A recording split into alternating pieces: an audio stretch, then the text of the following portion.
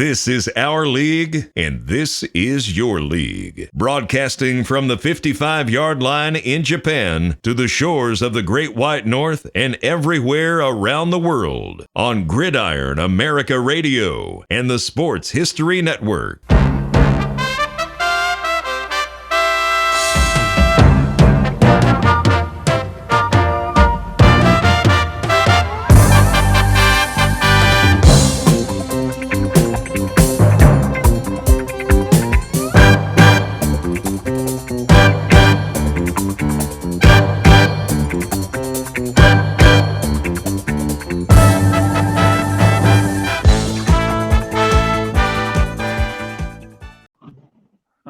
Hey, welcome to From the 55-yard line. As I listen to that opening in real time, I need to shorten that a little bit.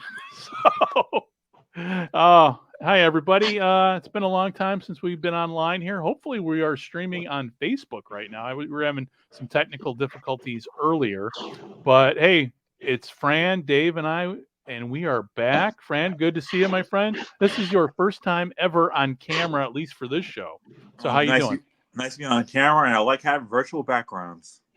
How you doing, my friend? How are things in your world, and how are things with over our Sports Central? You've been keeping busy?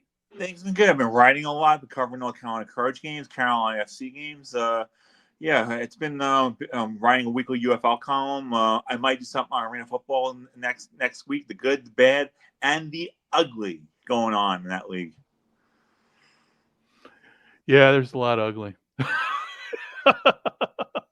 There's a lot of ugly in Arena League football. I guess that's kind of where we should start off, really. Because when I woke up this morning here in Japan, the first news I got looking at Facebook was the Iowa Rampage are going out of business. So, Dave,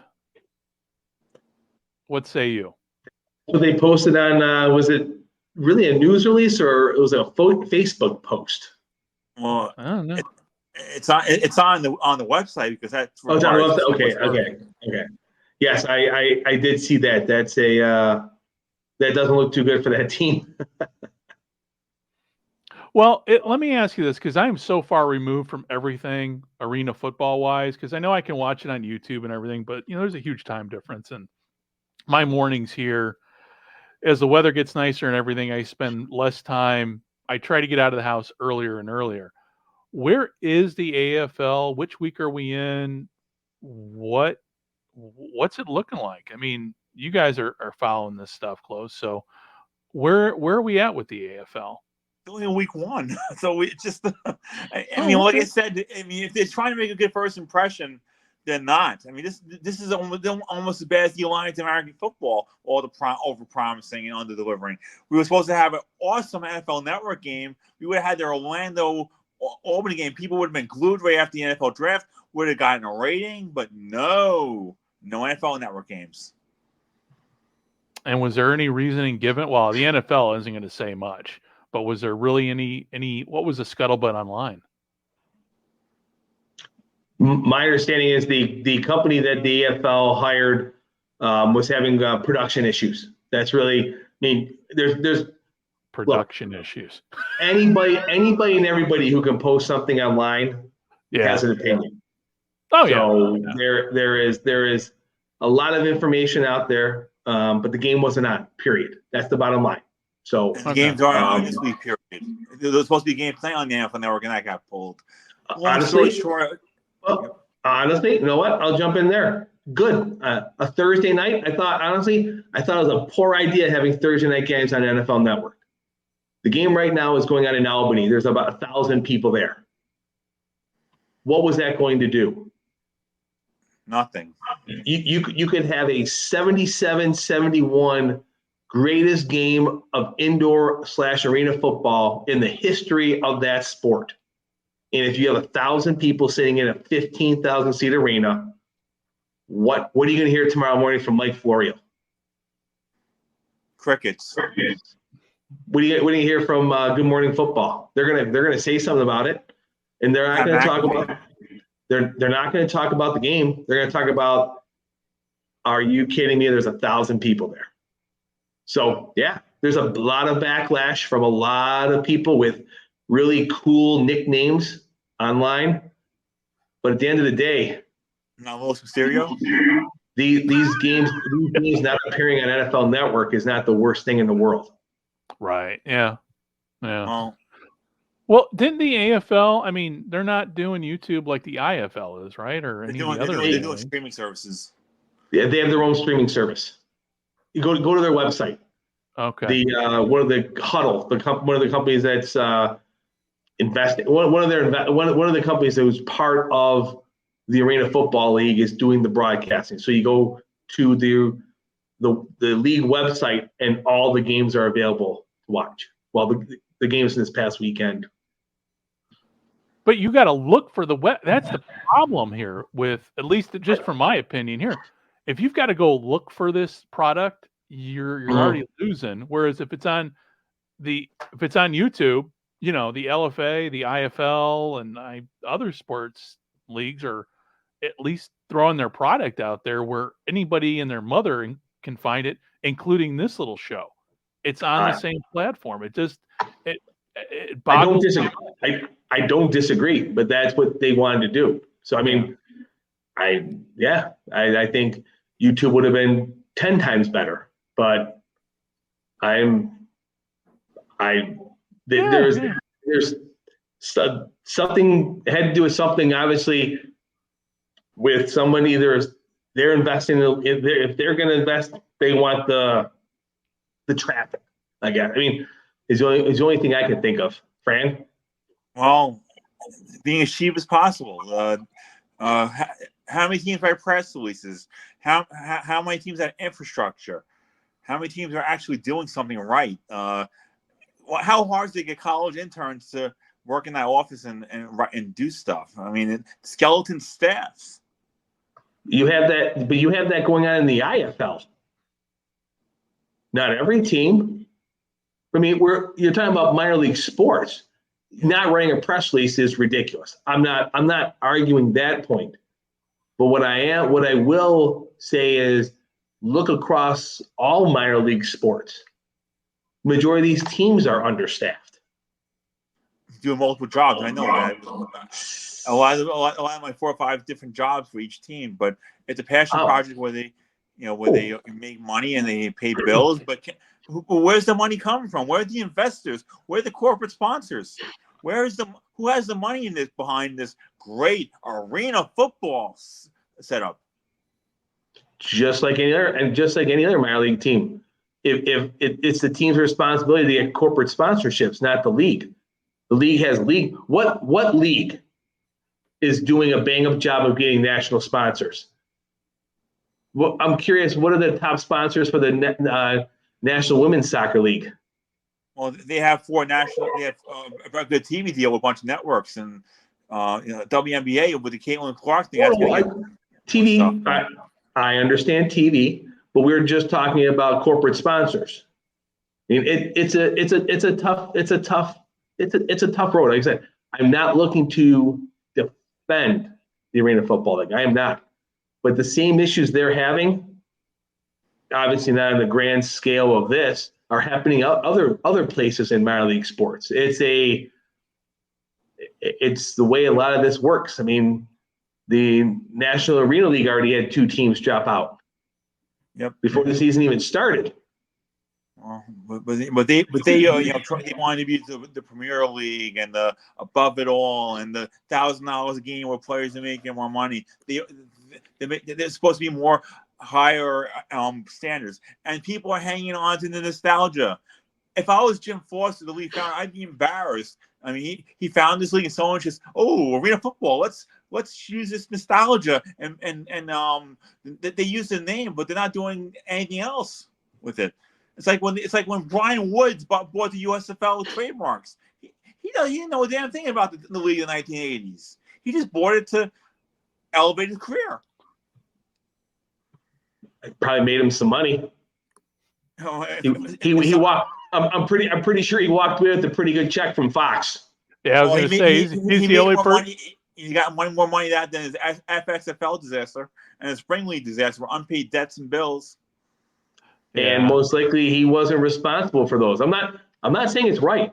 I am not saying it's right, but I'm pretty sure Brian Woods walked away with a pretty good check at the end of the day of all the work he put into whatever you want to call it. That's the whole thing. It's like it's just how it. I mean, I just look at how these sports leagues work and who they have and what they have. I mean, I watched some of these games over the weekend.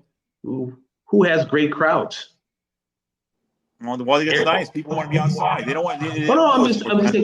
I'm just saying overall. I mean, all these teams. Like I said, everyone. It's nice. I mean, I agree.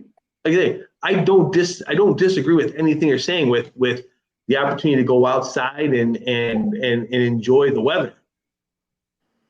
That's why you need to have people working in these franchises to get people to come to games. You can't have just one ticket person or an intern tweeting or an intern doing press releases. You need a marketing team to get people excited, to get people to get asses in the seats. Obviously, the visual product online, whether it be your phone, your computer, your TV, or nowadays, that is very, very important. But to get, because all of these leagues, including, I mean, we'll set aside the UFL and we'll set aside, obviously, the NFL, but the CFL and the indoor leagues, they need people they need asses in the seats for the long term.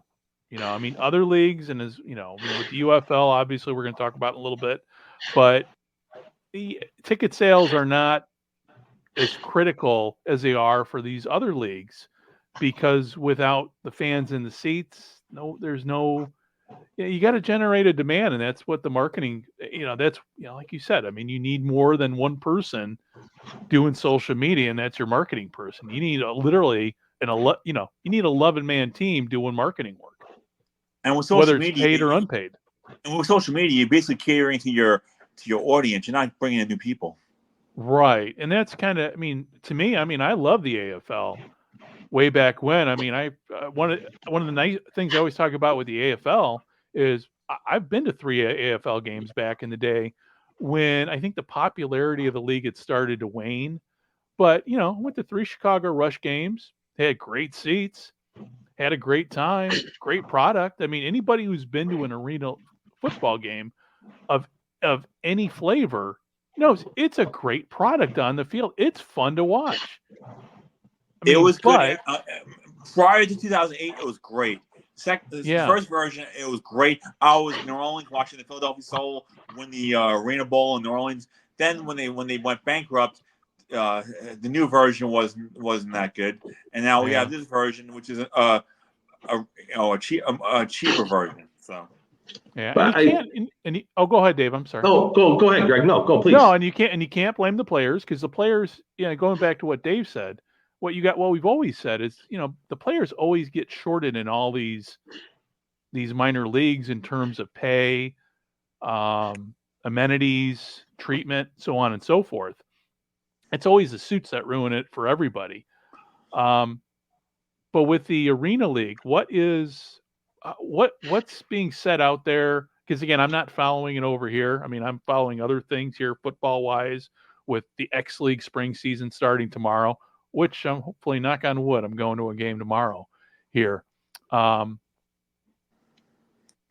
how are the players being treated with these indoor leagues right now? What's the scuttlebutt? What there are. Well, you're only hearing about the bad situations. You're not hearing about the players who are getting paid.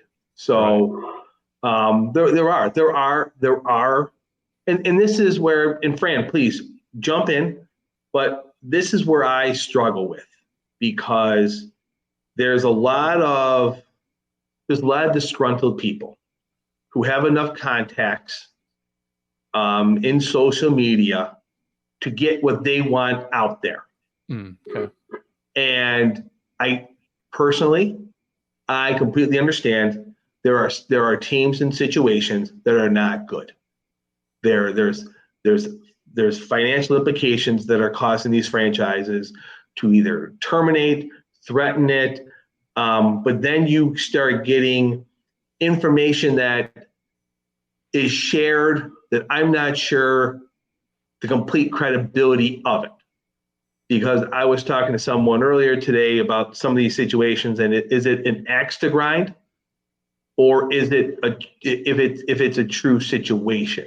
Because some of the things are coming out by players, supposed agents.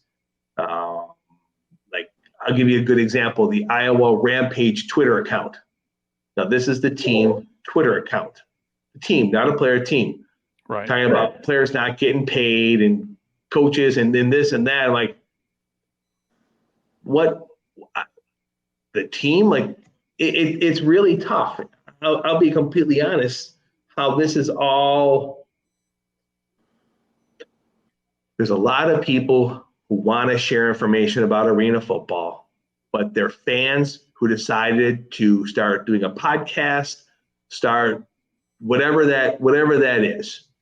And they take a lot of information directly from owners as 100% accurate and true with zero pushback. And then rumors gets said, this flips around, this goes out. And I like to see a lot of it shake out to see what exactly is happening, because everyone has an opinion in this small fragmented community that's almost like an underground cult. Because there's not a lead or a credible source who is leading the way in bringing you arena football information. Now I'm just talking about the AFL, all indoor football. And I say arena when you're talking about the IFL, the NAL, the IAF, the Arena Football League. There's another one supposed to start next year. I can't keep track of all these names, but I think that for me, that's the biggest, my toughest thing is really tracking down what's true, what isn't. And obviously in everything that's being said, there's some kind of truth to it. But what, as you would say, Greg, what's the spin on it? Yeah. Because all you're hearing from the team is the league didn't do this, the league didn't do this, the league didn't do this, the league didn't do this. But right after one game, I'll give you my last example, then I want to turn it to Fran. An agent was talking about players weren't getting W-2s. Well, the team hadn't played a game yet. You haven't got a paycheck, and the W-2 is what you get at the end of the year from the money you received. So I don't know what this gentleman is talking about. None of his players got W-2s. Unless they were paid last year, they wouldn't get a W-2. Right. So I'm not sure what – and the gentleman just kept hammering home that none of my players got W-2s. I'm like, but that's not – if you're is he thinking what is it, the paperwork that you sign before you start working with the – is that W-4? Yeah, or a 1099 if you're getting, like, it depends on what that paperwork is. But I'm like, you lost me. You lost me, because I'm like, unless those players played or got paid in 2023, they would not have a W-2. And I don't know what the contract is, but if they're getting paid per game, then they wouldn't begin the paycheck till after they played their first game. Man. So this is what I struggle with, because there's so much information flowing out there, and then you'll pick up an article by the Philadelphia Inquirer or the Philadelphia newspaper reported something, and it was literally regurgitated from Mike Florio and from something else that he read somewhere else. So I'm just curious, Frank. I'd love to hear your thoughts, because I know you with our Sports Central, you're seeing a lot more things across the wire per se than I would, or Greg. Well, the thing is, Philadelphia Soul, if they did not have an arena lease, they should have never been awarded a team. All these teams, they should never give them a franchise if they didn't have a place in Philadelphia, because Trent is where sports teams go to die. I've been there for Trent and Freedom professional in the football league game. That's such a terrible, scary neighborhood. Every league that goes there dies. There's nothing going on in that Trenton arena right now. But if you don't have if they weren't playing in Philadelphia, then why give them a team? Vet the ownership groups. The thing was, the AFL went too big, too fast. They should have had the 8 best markets, the most committed on, and then build slowly and steadily. You didn't have to have a bigger league like this, where you have to put more fires out. Start small, and then get bigger. But Fran, Vet the ownership groups. Get the best markets. You got 8, 10 solid markets, and the fans would have been happy about that. Look at the National Arena League. They have like 7 teams. You don't have to go big. I understand that. But that, yes, I've heard that. That is true. No one is debating that. But we're here now. Like, Well, I mean, it's only 1 week. I guess my question.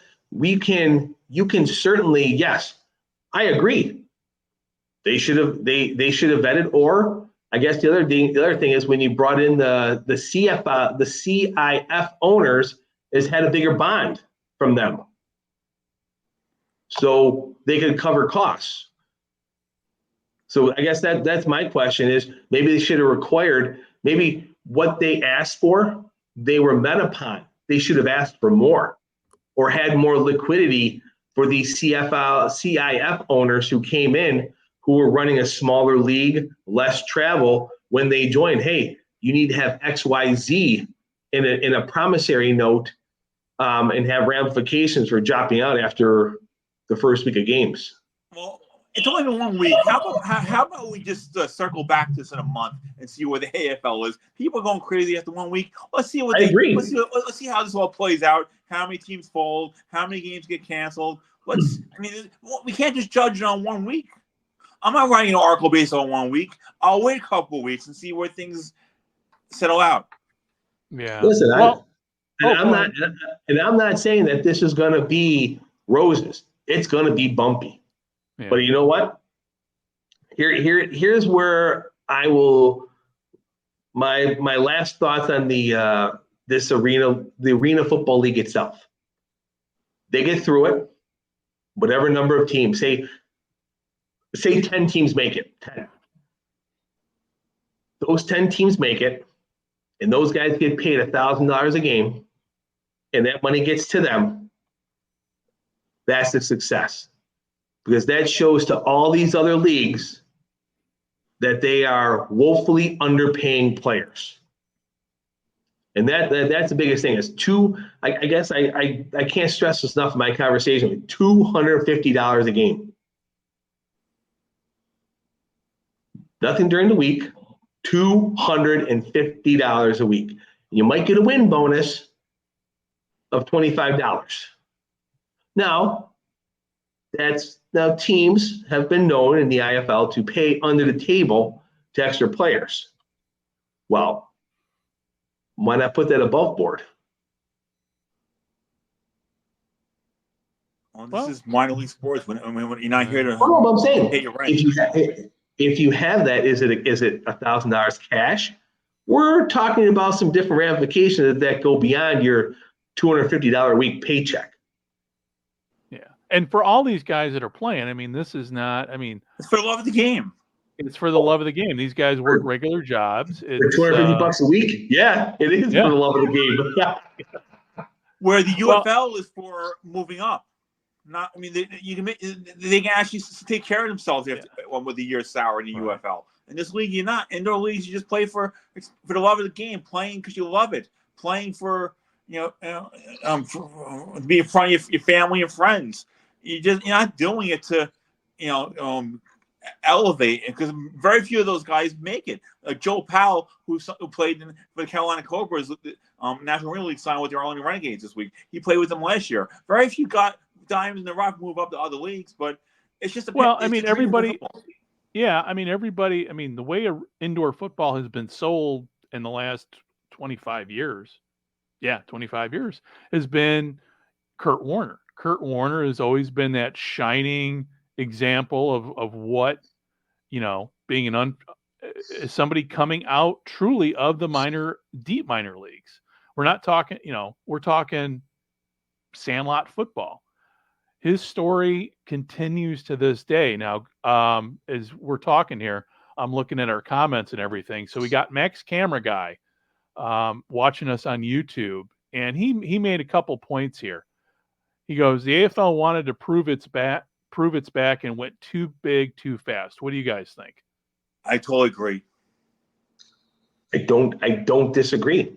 But my only caveat to don't disagree is I don't know what the 16 teams, like, what were the parameters for their financial stake to get this? Right. Get in. Do you think I'm not trying to skirt the issue of did they try to go too big too fast? 16 teams from 0, it's a large number. But was the largest mistake by the Arena Football League made by not requesting a larger letter of credit to financially back this? Right. Well, I mean, to me, and with the Arena League, and just using the Arena League as an example, this is to me, the current AFL is yet another example of what happens when people who start these leagues don't go back and read the history book about the World Football League. Because to me, this feels like the World Football League from the 70s kind of all over again. The other leagues, not so much. The other indoor leagues have been around a while. But to me, when it goes to talking about financials, I mean, when they started that World Football League, they were giving franchise to anybody who could produce a letter, but didn't have the financial backing really behind them. So when the current AFL started up, that was my first thought going, this feels like the World Football League, not say the U.S. Football League of the 1980s in terms of starting, at least the USFL had a plan in the 80s going forward. I would contend like the World Football League didn't have a plan back in the early 70s how they were going to do things, because it even goes to talking about, okay, what's your media plan? Because with NFL Network, oh yeah, we're going to be on NFL Network. Now they're on NFL Network. It just, unlike the indoor football league, which has their games on YouTube, the other leagues too, this one just kind of just feels like there was no plan. Nobody made any plans moving forward. The only plan they had going forward was hope. And I know I've said that many, many times before. And I've said that about the UFL, about the XFL, and we'll talk about those in a minute. But to me, that's just how this Arena Football League felt when I first heard about it over on the World of Football podcast with my buddies Randy and Adam, with our buddies Randy and Adam Snow. They were talking about it. Now, I haven't talked to them. I haven't listened to the show, unfortunately, in a while. Apologies, guys. I haven't listened in. I got to catch up on my episodes there. But I'm curious to hear what their take is after week 1 in terms of moving forward, because Randy and Adam, along with our friend Tim Capper, they're the acknowledged Arena League experts. Whereas you guys are following it closer than I am. I'm on the other side of the world. I got so many other things going on here this spring that I haven't been able to focus even on the UFL. So I'm asking more questions and not providing many insights as you guys are able to on your end over there. Fran, what's your thought? Yeah. Well, I mean, with Arena football in general, or just well, just in terms of as we kind of wrap up this section on the Arena League, where do you guys predict this league? Let's say in 3 weeks. Well, maybe maybe survival of the fittest, maybe 8 to 10 teams. Maybe someone takes over control for Lee Hutton, because this guy, he's not doing a good job. Maybe Nashville, one of these other markets, takes over. Maybe a guy like Jeff Fisher should run the Arena Football League. At least he knows football and has passion for it. I mean, the markets that care the most should be calling the shots, not a commissioner that doesn't. That was the NAL philosophy, and that collapsed. You need, I mean, at least my opinion, you need a strong central leadership, because once everybody starts going rogue, once everybody starts doing what they want to do, but kind of like the old USFL back in the 80s. Exactly. But like I said, hopefully 10 teams make it. Hopefully 14, 15, 16. As Fran said, I think a month from now will be definitely a clearer picture of what will be going on and what will be happening. And I think that will definitely It'll seem like 6 months to make it to that 1 month. Okay. To be honest with you, that's what it's going to feel like. I'll be honest. But I basically feel like I need popcorn every time I go on those boards. The fans are having a field day with this. The fans just love it's. Look at this. It's failing. It's failing. I told you so. Ha ha. Like that Nelson guy from Simpsons. Ha ha. The AFL is folding again. I mean, the reason why I didn't get involved with this on that because it's just so sketchy. It doesn't seem legit. But if I don't have a team close by. I'm not even going to Greensboro for a National Arena League game. The team invited me to go over there, but I'm not with gas prices. I'm not driving like 100 miles. No. Well, to wrap up our whole arena, our indoor football league segment here, I'm going to concur because Max Camera guy, he made a couple more comments here, and I agree with him. He goes, they needed another year to organize and get money security. I have no disagreements with that. I think he's absolutely right. His prediction here is the AFL will have an arena bowl, but the failure, he predicts that they're going to have an arena bowl. So I'll be curious to see, where we're at. And the arena bowl is scheduled for when, guys? Do you know? In July, I think, in Minnesota. I don't know. We'll see what happens. The thing is, I'll be honest with you, the league dropped the ball week 1. You had a fantastic Albany Orlando game that could have been on the NFL Network. It would have got a higher rating. If they were organized, they had their act together, they would have been focusing on that instead of the Philadelphia Soul debacle. Because everyone said that it was a fun, crisp, exciting old. They could have. That's where they dropped the ball. Yeah. So hey, Max Camera guy, thank you for watching too. As we're going along, I just figured out how to show people's comments here too. So that's pretty awesome. Hey, it's something. I see that. I saw that Max went to Arena Bowl 3, so that's awesome. I still wish. 31. No, he said 31. Oh, 30. I wish I had my Arena Bowl 5 T-shirt from Tampa Bay Storm. I had that shirt as a kid. It was amazing, and my mom threw it out, and I'm not bitter. Jay Gruden. Yeah. So, okay, guys, well, let's switch gears here. Let's talk about the United Football League. And for openers here, I just want to straight up get it out of the back here. For all of my memes and all of my hot takes this past spring, I'm going to eat crow on them. I got no problems eating crow. It looks like the UFL is not. It might be here another year, guys. Fran, I'm going to let you lead off with this because you are writing your article. You're writing your articles. You're writing your articles for oursportscentral.com, and you have a UFL report each week. So I'm gonna let you lead off here. Where are we at week 5? If you just kind of give a general overview for those who aren't watching the UFL and where the league's at in terms of who's leading, who are the good teams, who are the bad teams, how is attendance, how are the ratings? Well, the unfortunate thing is, you think when 8 teams would be more parity. Unfortunately, there's a couple of good teams. You have, in the XL conference, you have St. Louis and San Antonio tied at 4-1. The Defenders are 2-3 because they don't have a running game, and then at the bottom, they're all in the running game. They're 0-5. Doesn't shock me because they were 4-6 last year, and they got hot and won the championship. But and then you have in the South where it's like with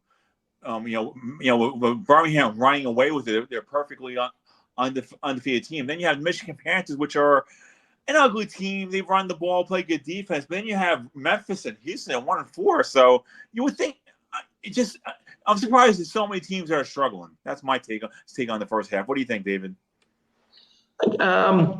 Looking at the roster, you can definitely tell who's had consistency in coaching and who is making changes every year or every whatever time period that is, because the teams with the best record have had the same coaches since day one.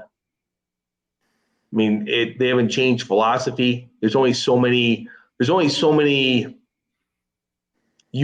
quarterbacks available, and the ones who are 4-1 have picked the quarterbacks who fit their systems. It sounds like an easy analysis, but if you watch Birmingham play, there's a crispness to it. Crispness. They know what they're looking to do on every offensive series. Same thing with St. Louis. Then you have, as you brought up with Michigan with no running game, they don't look lost necessarily, but there's no comfort there. You can't. It seems like besides having I say a good quarterback, because they're all good quarterbacks. Because to be able to play professional football, you have to be a good quarterback. Yeah. But you need the right combination of offensive line. You need the right combination there to make that all click.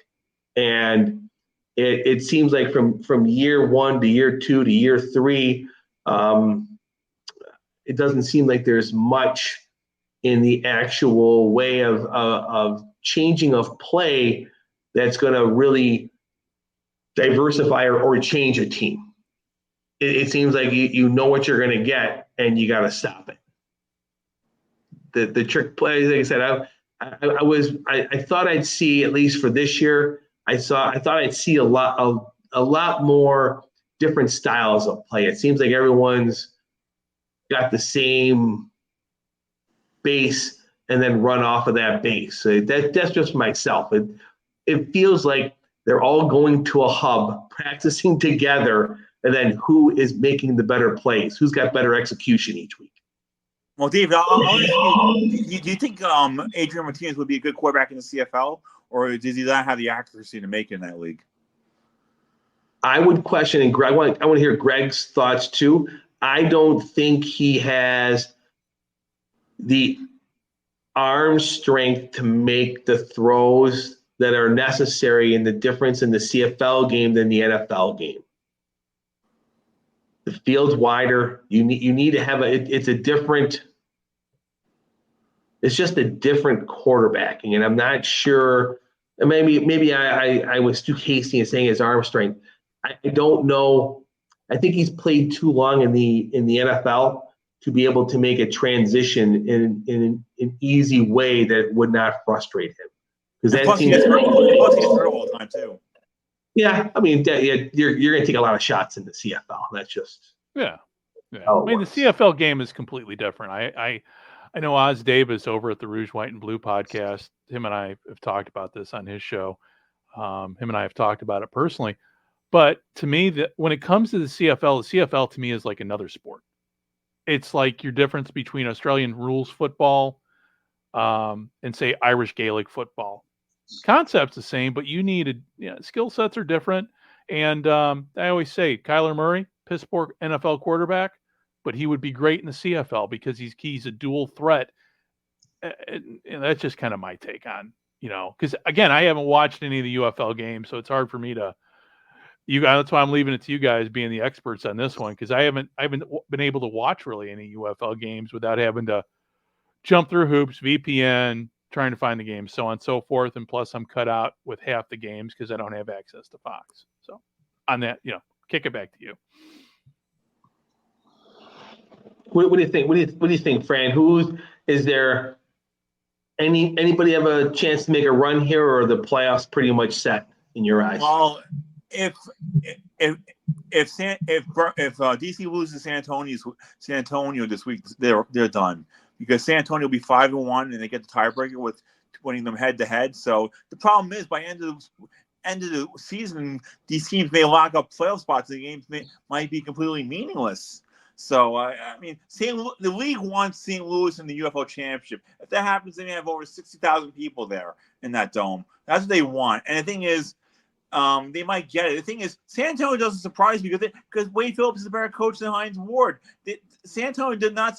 I thought San Antonio would be good. Everyone had them low on their preseason. Why? Wade Phillips is a good coach and they have a good offense. And Quentin Dormy should have been the starting quarterback all along. I think he's better than Chase Garbers, who's out for the season with a broken wrist.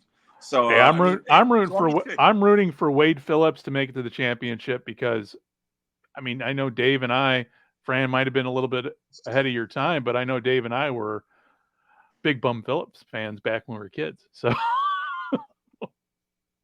Prior to Sean McDermott being coach, Wade Phillips was the last coach to take the Bills to the playoffs. Oh, really? I didn't even, that's reaching way back in the history bag right there. I didn't realize that. The Music City. I'm not saying the rest. Well, I won't say it either. But Frank Wycheck. Okay, enough said. But like I said, I mean, the UFL, I'm not enjoying it as much as the XFL, but it's more of like I do my players of the week, I do my inside UFL column. I just dissect it and come up with themes and columns enough where I just pick up. I'm using my football fandom to write it. I'm not. Yeah. I'm glad it's not 2 leagues. I was getting burned out covering both of these leagues. So I'm probably going to the DC Arlington game in first week of June. That'll be fun. You go to DC for experience, just to do that. But it's been all right. I mean, it's just like I said, when the weather gets nicer, I'm going to be outside. So I'm not going to be home watching these UFL games if I have like other things to do. Fran, 2 questions for you. Yep. The season ended today. Who's your MVP? I would go AJ McCarron. And then my second question that's eluding me now is, here it is. What is making you like this less than the XFL? What has changed in your eyes with replacing one letter in the name that's taken away your excitement for it? Well, the XFL was very personal to me because I covered all 3 versions of it. I covered 2001, I covered in 2020, I covered in 2023, and the XFL is why I'm living in Raleigh right now. Because it's kind of like where I connected with a friend who followed my work, and then when United Football League formed, he created fans like UFL. Actually, very much who I was when I was down in San Antonio. I was loving every moment of that. I did the media day. I was running around doing my thing. I did a tour of the Alamo. I got showered in confetti at the Alamo Dome. I just don't feel as invested because it's just I'm not doing. I mean, last year I was doing power rankings. I just don't feel I'm not as invested in this. And also, I've been covering so many other sports leagues. I'm having fun covering lacrosse, hockey, soccer. I used to be just more focused on football, but now I feel like I can cover any sports league and collaborate. Well, let me ask you, with the UFL this year, where does it compare to last year? Let's say, we'll use the XFL because the majority of the teams in the UFL are XFL teams. Has a comparison been done between now and then in terms of fan excitement? I mean, obviously we have the ratings and everything, but do you guys sense less fan excitement this year compared to last year? I mean, what do you guys think? I mean, when I was floating around on social media, I know at the very beginning of the league, I was kind of tuned into it just a little bit. I did see some panic buttons being hit by some staunch XFL people, including our friend Los Mysterio. He hit the panic button and was trying to rally the troops to get people to go to the games and everything. What's the excitement level this year, say, compared to is it as much hype compared this year compared to last year? I mean, what do you guys think? Go ahead, David. Well, I would say for me, the hype is less. Only because, and I would say hype being you have one group on one side, one group on the other, and then you had the war of words in the middle. I don't feel as though this brought everybody together in a kumbaya football moment, but I think the realization that this is a business, this is where we are now, and we need to move forward. And it seems like it's a pretty united front at the top of the league itself on how it's being presented. The games are on. There's write-ups. So I don't think there's the hype that was brought by the 2 factions of groups saying, well, I'm better and you're better. Since that's not there, to me, that's where the hype is gone. And now the football is speaking for itself. Which it should be the on-field product.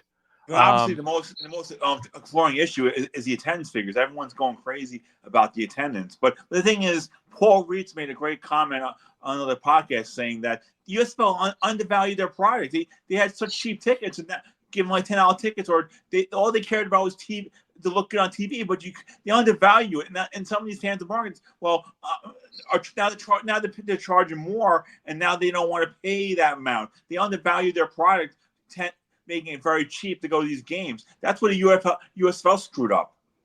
Where is the attendance? Is it? Well, I'm talking about like in Michigan, and then in Birmingham, and then in Detroit, where you had $10 tickets. Well, you can't.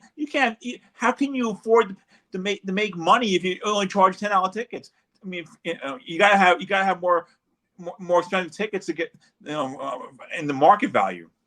But are they? I mean, is the attendance up or down? And I mean, outside St. Louis, obviously. St. Louis, DC are pretty up and solid. Arlington's similar. San Antonio's a little bit better, but Michigan struggled. Memphis struggled. Birmingham's not doing as good. I mean, they have a great team, and they still don't pack the place. I will stick with the USFL model wasn't to sell tickets. That wasn't their forefront. So were mistakes made? Not in their eyes, because that wasn't what their number one business plan was. Their plan was to get it on television, because they would get 10 times the amount of money than what ticket sales would do for them. Well, and that's why ratings dropped. Ratings dropped in the USFL from last season. So you need more than just TV ratings. I agree, but it's not my money. It's not my money. And hopefully St. Louis. I mean, let's be honest. If St. Louis isn't in there, they're still going to sell 50,000 tickets. Yeah, they will. They want to stick it to the NFL. They definitely. Oh, I'm not. Yeah, but they stick it to the NFL. The NFL is going. The NFL left and gave them almost $1 billion. Who do you think's laughing? Yeah, it's true. The NFL does. The NFL. Let's be honest. The NFL does not care. No. Nope. No. Stan Kroenke wrote a check for $978 million to the city of St. Louis and left. And you know how quickly he made that $978 million back? Within a year. Well, and one thing more. I'll say like it's in another week. I want to see fans in Birmingham show up when they play St. Louis. That could be a preview of the UFL Championship. I want to see a decent TV rating. Let's see what happens. That game should be huge, especially if both these teams win this week. We'll see if people actually tune in to watch a good game, and people in Birmingham are actually going to support the product. Well, I mean, that gets to my next question. Dave, I'm sorry, I didn't mean to cut you off.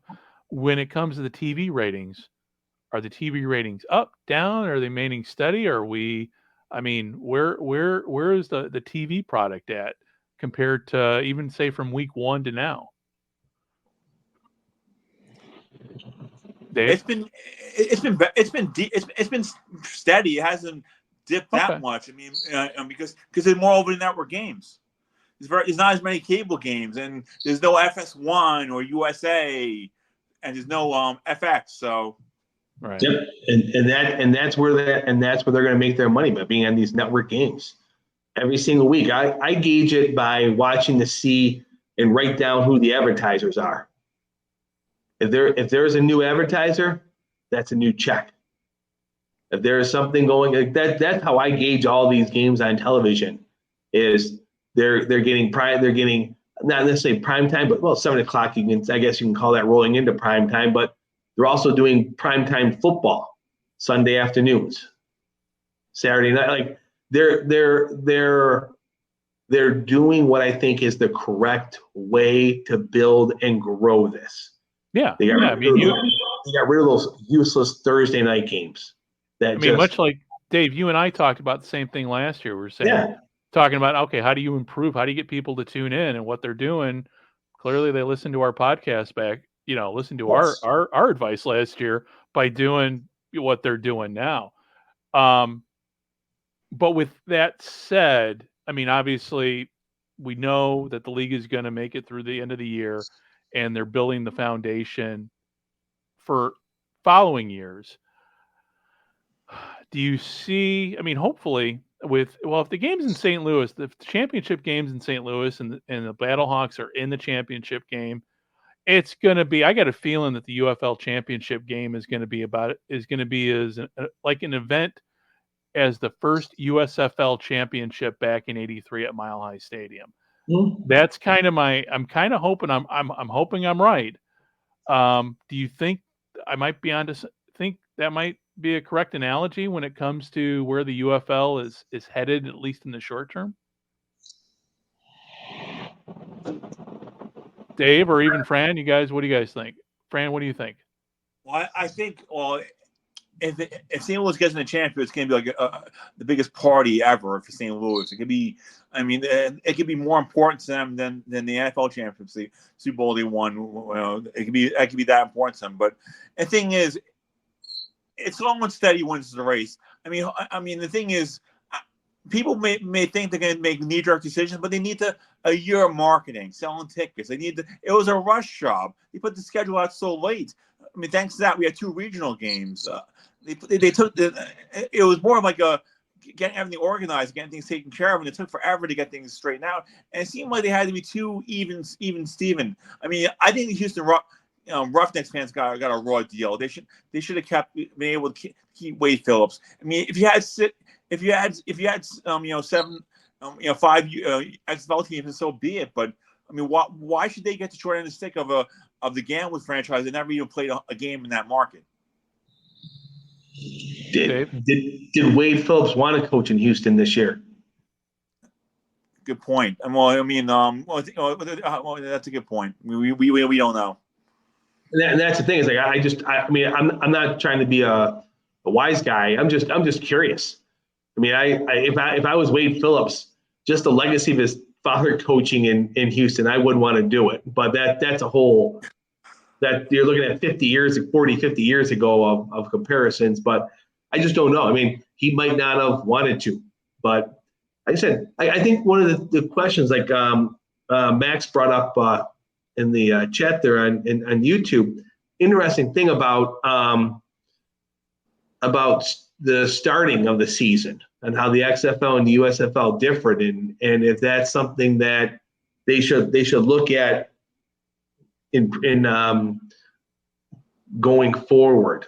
They should start after the Super Bowl. I mean, that's what he brought up. And I'm curious. I'm curious about that because I understand putting this whole merger together and getting everything, all their ducks in the row to go forward. I'm curious if that's a direction that they're going to look to do in the future, is to start earlier, especially when a year Fox has a Super Bowl, or you know what I mean. I'm just curious on how that plays out, if that's something that they're looking to do now that the NFL, not trying to segue away, now that the NFL wants to hold the Super Bowl like President's Day weekend is what they're shooting for, which makes sense. Now, the crazy part is everything that Goodell said actually made sense, and I think that's what's scaring a lot of people. It's like, oh, hold on a second, a commissioner of the league saying something we all agree on. Yeah, well, I mean, and we'll segue out a little bit here with talking about the UFL, but yeah, I mean, that would make complete sense with the NFL. Because that's what the fans have wanted. Yes. Players don't want the 18 games, but they already kind of have 18 games. I mean, correct me if I'm wrong. He wasn't talking about adding any preseason games, was he? No. 2 preseason games, 18. Basically the CFL season. Okay. So not the extra bye week. You play 18 games. Yeah. And the thing is, with the 18 game schedule, and the NFL has had issues. Injuries. But with that said, other leagues have done the same thing, and that 18 games doesn't mean you have to play 18 games, because at some point you're going to need a rest in there. I mean, let's face it, you're going to have games where you can send in the second team and play. You rotate players out. So I've never quite understood. I've understood the players' complaints with the 18 game schedule, but at the same time, I just can't see a coach burning out all his horses for 16 weeks and then expecting that, it's what was it? Load management is the term that we use. I would suspect with an 18 game schedule that coaches are going to learn how to load manage their guys better. I mean, you look at any good running back, you can't run your running back 18 games in a row. I mean, that's just impossible. Not that really anybody uses a running back, but like going back to, but yeah, it's like I was listening, like, it all makes sense. It all, yeah. I mean, there was nothing there that anybody could disagree with. And again, the fans have wanted the Super Bowl on a Saturday, but if you move it another week to President's Day weekend, because they don't care about the UFL, so they're like, whatever, you guys are going to have to make your adjustments. Mm-hmm. But if they have a 3-day weekend, it gives the fans plus it gives the fans more football, which really is kind of what we're all looking for anyway. Oh, and the thing is, I'd be curious at the end of the day if the players actually are against an 18 game schedule, because all that stuff is basically negotiated as part of the CBA. Yeah. So if you're going to get paid 18 games, that means salaries are going to go up. That means the pool of money for the players will need to go up. So they're all going to win. And then at the end of the day, you're going to have these games played when people want to. They're going to get paid more. Now there's only 2 preseason games, so it's not like the players are playing in the preseason games anyways. So as a season ticket holder, I'm getting 3 preseason games, but it's part of my wholly ridiculous cost. And I got these extra preseason games that are billed in the exact same price. It's not like you get your 9 or your 8 or 9 games and then, it's only $10 or $15 for the preseason games. Oh no, they are full price. So I don't know. It just seems to make sense, and they'll negotiate something. The players will get something for it, and that's how it always ends up working out. Yeah. So, hey, Fran, I'm going to let you have the final word with everything UFL and obviously minor league sports. So let's take a few minutes. Go ahead. Go ahead, Fran. Well, how about one more thing we touch base on CFL draft? That's CFL draft. Yeah, NFL draft. That's right. Quantez Stickers. I mean, my Jets drafted him. Is he going to make in the NFL? The cornerback with he played in the Fan Control Football League, and then he played in the Argonauts, had 5 interceptions. Is he going to make it in the NFL? Quantez Stickers. You guys follow the Argonauts more than I do.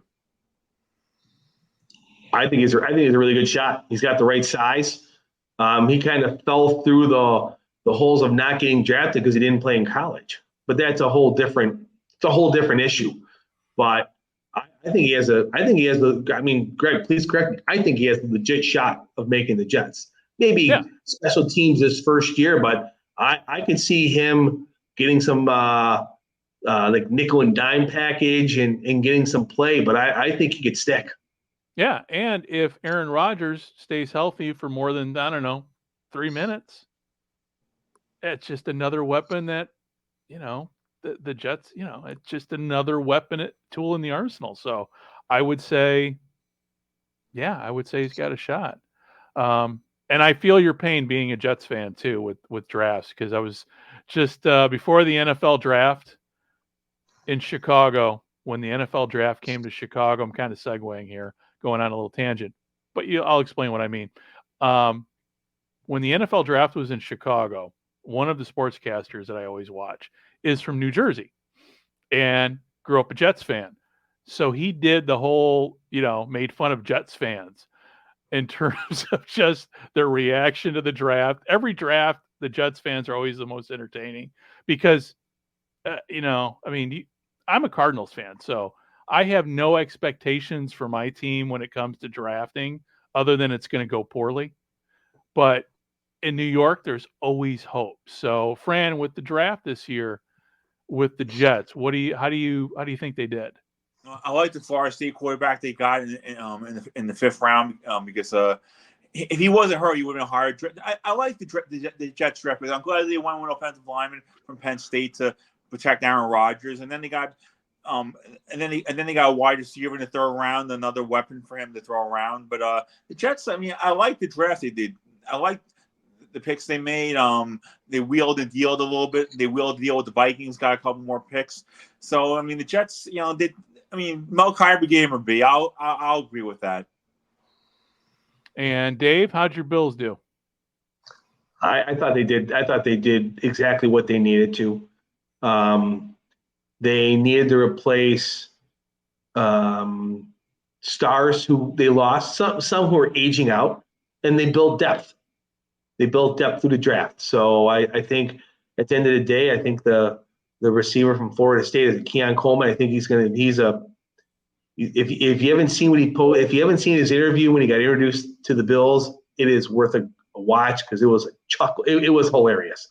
But I think I think overall the Bills did a very good job. They got a lot of players who can fill out their roster, and they have a lot of money. They're one of the teams that invested heavily in their quarterback. So this is the first year of Josh Allen's big part of his contract. So now you're kind of stuck with you don't have another 10, 15 players making a lot of money.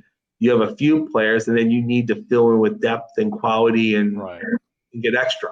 So, well, having a great quarterback is like having an F-35, but yet you don't have any good weapons attached to it. Without the weapons, without the receivers, without the running backs coming out of without the offensive line, you're screwed. So, with that said, my Cardinals got Marvin Harrison Jr., which is great. Hopefully he becomes the next Larry Fitzgerald. But until the rest of the team improves, I don't know.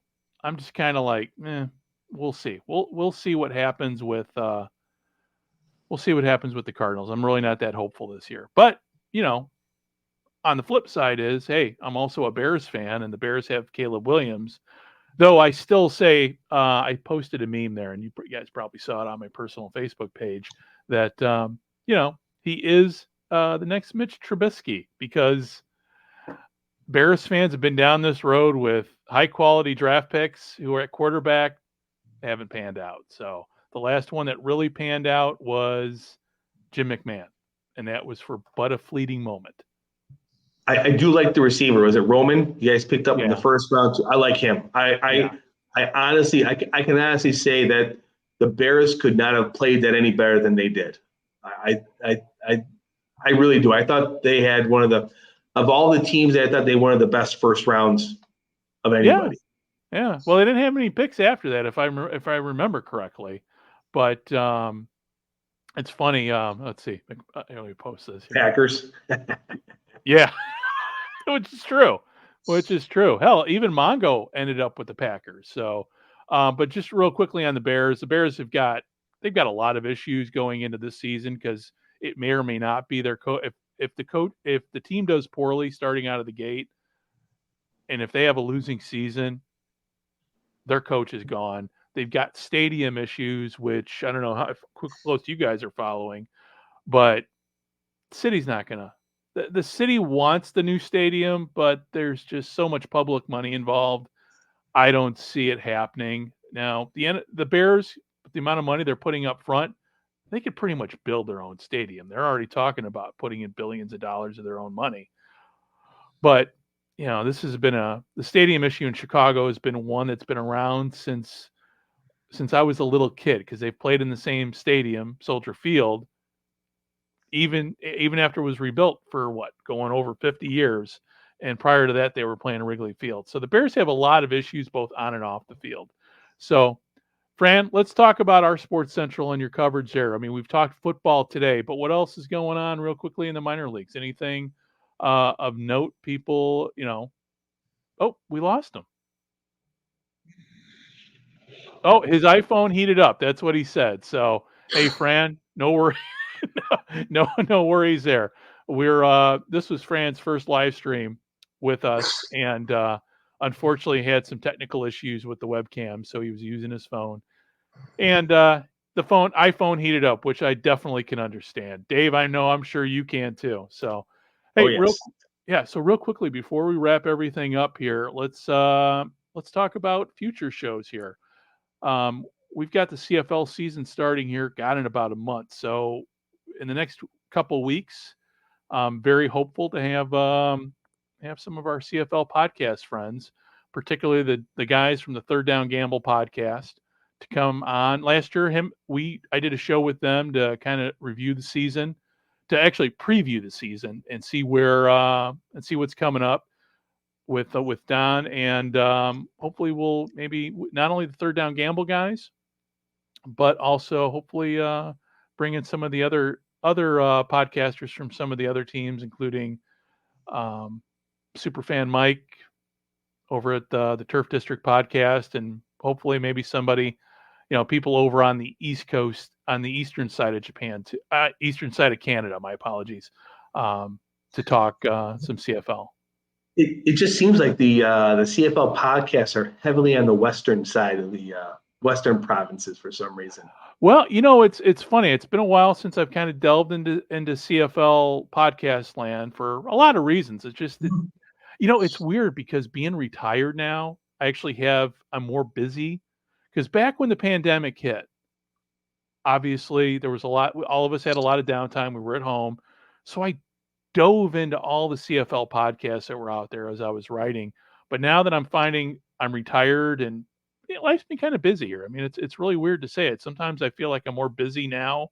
I don't have as much time to listen to podcasts as I did, say, when I was working at the office and I could literally tune the world out, write my reports, and listen to the it's weird. So I need to get back and dive into all the shows for my friends. Again, the guys and girls over at the Turf District podcast. You've got Third Down Gamble. You got the Argos Fancast. You've got Rouge, White, and Blue with Oz and Joe Pritchard. That should be starting up. That should be starting up again pretty soon, right? I hope so. I need to reach out to Oz, because Oz is on the other side of the world, much like I am at the present moment. So, but him and Joe Pritchard do a great show. In fact, it's the oldest continuously running CFL podcast in the States. And if you're going to listen to an American American podcast about the CFL, they are the premier CFL podcast in America. I don't care what other Johnny Come Latelys have said over there in Seattle. No, Joe and Oz are the real deal. They know their stuff, and because they've been watching the game. And Joe Pritchard, God, I mean, he's a hardcore Blue Bombers fan. So unfortunately, no, they're all great guys, and it's they are. The great thing about Twitter and social media is, I mean, these guys that I listen to with podcasts, much like you, we've all become friends, and none of us compete against each other. I mean, we're just like, hey, listen to this podcast. Unfortunately, you don't when other podcasts in America that are trying to focus on the CFL, they don't really play. I don't want to say it. They're not team players when it comes to, hey, go listen to those guys. Listen to those guys. We may not know everything, but listen to those guys. And I love the different perspectives. It's where you are. It's like where Joe is in his perspective, or the guys out in Edmonton. It's great to see the different through their spectrum of what the CFL is doing, or what they're seeing and what they're hearing. Because it's great, because being where I am in Western New York, I get what I find or I listen to, and it's good to hear. Like, I'm looking forward to hearing from the Turf District, like, what's the latest with Edmonton new ownership? Like, from what I've seen and what I've heard is by mid-season it should be done. That's tremendous. But they're living it day to day, so they're going to have a better understanding of what exactly is going on. Like, I saw on TSN that over 20 different groups had interest in buying the Edmonton Eskimos. Yeah, that's outstanding. Like, that is great for the league. I hope somewhere along the lines that information gets out, going 20 different groups were interested in buying this team.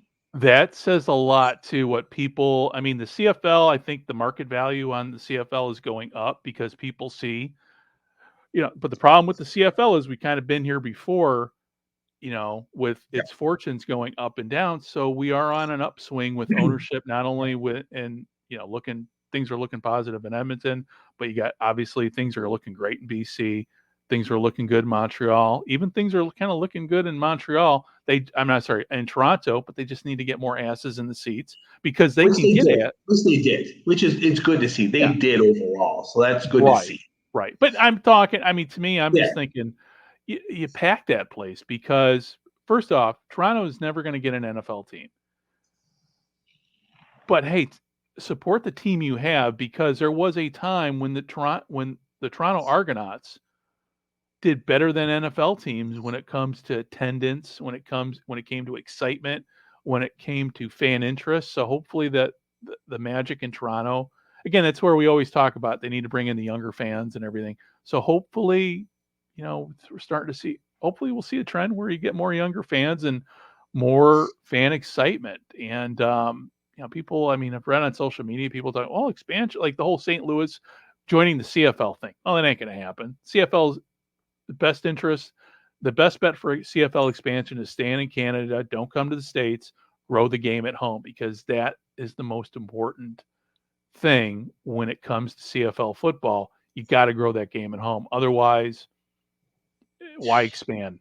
For expansion money? No, we've been down this road before. And I'm curious to see, I think, with the draft this year, it seemed like there was an opportunity. And it was funny, I was watching a couple different CFL draft shows and just going through, just getting familiar with players and listening. But it sounds like with this draft this year, this was the year that got everybody caught up from COVID, where players got extra years. So there was talk of this crop of draftees could be one of the best in many, many years. So I'm curious. I didn't even think about that. That's a great point. I didn't even think about that. I'm curious if it gives a shot in there. I'm like, the number one draft pick is 26 years old. He started in the USFL last year. He was never drafted. Turns out I think one of his family members, I think it was his father, was Canadian. So now it's like, hey, he's Canadian. Yeah. He doesn't. And he's actually, his family's from like the Edmonton area. So like this was like, it could not have fallen any better. He was in some NFL training camps, was never drafted, started in the USFL last year. It was like, he might actually be starting by mid-season, which when's the last time a CFL draft pick went in and started? Nathan Rourke. I mean, not Nathan Rourke. Did Nathan Rourke start immediately after, or no? He had to sit a year on the bench. I don't think he started immediately, but it was that. Started immediately. Walk in and walk in and start like that. Yeah. So he's the great Canadian hope. I mean, much like Nathan Rourke was. Yeah, but it's one of those things where the CFL is growing, but you're still fighting that where Nathan Rourke's getting paid more not to play than play. Yeah, but with that said, I mean, the CFL has been around the same amount of time as the NFL. It's always going to be there. Yep. And if you're gonna play at the highest, it's still the highest level of football. And it's still, to me personally, I still consider it on par with the NFL in terms of top division, whereas UFL second, I mean, we can go, that's a whole nother subject. Yeah. But so with all that said, hey, we are, for everybody who's been watching, we've had a lot of people watching here. More people have watched us continuously than ever before. So everybody who's watching, thank you very much. And if you're, if you're reviewing shows, if you could please go to our, Apple, Spotify, but if you could give us a review, a 5-star review would be really nice if you really think we're doing a great job. I know we've had a few jokers out there for whatever reason giving us 1 star, and one guy gave us a 1 star and he's like, okay, well, that's your opinion. Fine. But no, if you can hit this like and subscribe button, all that stuff you hear from other podcasts, it is greatly appreciated. I know as we kind of march on here, we're going to do a CFL preview show this month because we are now in May. we'll see what happens in June with the podcast. I'm going to be honest with you, Dave, because I think what we'll do, we may do. I'm going to be in America for a good month in June, so I don't know, comms wise and life wise, if I'm going to be in a position to do podcasts. But either way, we're going to cover the CFL season, though. The first month in June, may we'll see how that goes. But it's going to my first real trip back to the mainland in over a year and a half, and got a lot of people to see, got a lot of people to catch up with while I'm there. So, but I definitely will be following the CFL games during the weekend. And Dave, before we wrap up everything, any final words? Thanks, Max Camera Guy, for all your comments. Yes. Fantastic. Yeah, thank you. He's one last. He goes, yeah. Here we go. He's a big stallion. He's Max is definitely a USFL. CFL, CFL USA kind of guy because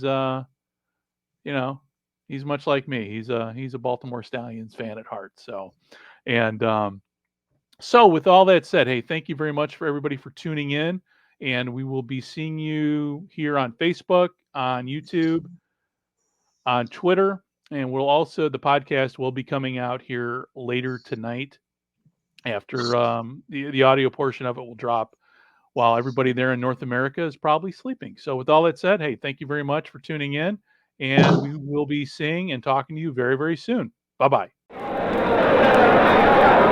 This is Elroy Hirsch of the Los Angeles Rams, presenting the Rams song.